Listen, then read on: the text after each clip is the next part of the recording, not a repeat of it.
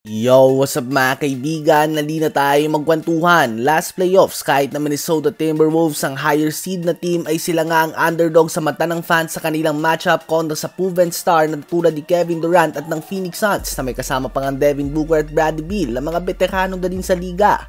Ganun pa man, laking gulat nga na madaming nang walisin ito ni Edwards at ng Timberwolves. Siya nga ang maliwanag na best player sa series na yon at hindi nga ito inakala na madami lalo na't andyan nga ang isa sa mga OG at batikan na sa playoffs, Kevin Durant. Sa first round series na yon ay nagtala siya ng average na 31 points, 8 rebounds, and 6.3 assists per game on 51% shooting sa field and 43.8% shooting sa 3-point line. Sa sumunod na round ay nakaharap niya nga ang Denver Nuggets si Nikola Jokic na siyang reigning champion ng oras na yon.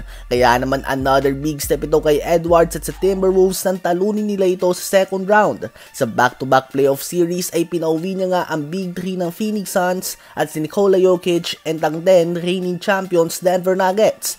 Ganun pa man kung naalala nyo nga matapos ang first 7 games si Edwards sa playoffs, kapansin-pansin ang pagbagsak ng kanyang performance at naapektuhan na nga ang kanyang stamina. Pagod na nga ito laban sa Dallas Mavericks at hindi na siya makasabay kay Luka Doncic at Kyrie Irving.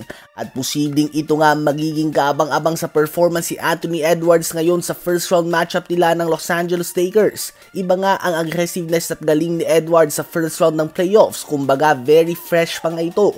Iba ang Anthony Edwards na kalaban ng Dallas Mavericks kaysa sa nakalaban ng Phoenix Suns. Kaya naman kung gagawa nga ng pag-aaral kay Anthony Edwards, ang gagawin na basehan ng kanyang galing sa playoffs ay ang first round at hindi ang West Finals. Nang talunin nga ni Edwards si KD at Jokic sa playoffs ay ito nagbigay sa kanya ng branding o label bilang ang next superstar o face ng liga. Well, ngayon nga ay may pagkakataon siya na gulatin ng mundo at talunin si LeBron at Luka sa isang playoff series. Ganun pa man, hindi ito magiging madali. In fact, underdog sila sa series na ito. Some may even say na heavy underdog sila dahil si LeBron at Luka Doncic nga ito mga kaibigan.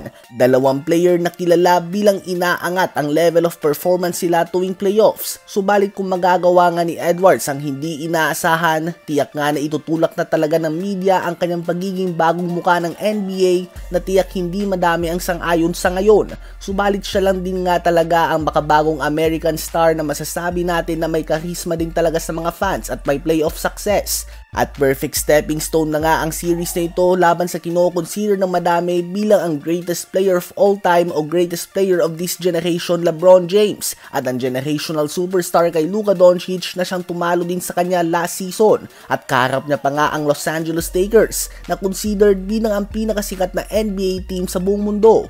So may pagkakataon nga siya na magpakita ng superstar performance sa mga games na tiyak na papanoorin ng halos lahat na basketball fans. Sa series laban sa Lakers ay posibleng makilala siya bilang ang next big thing o isa lamang siya sa mga young star na tulad nila DeRozan noon, Paul George, Ja Morant at iba pa na hindi makatawid kay LeBron kapag playoffs na. Ano ba ang masasabi niyo tungkol dito?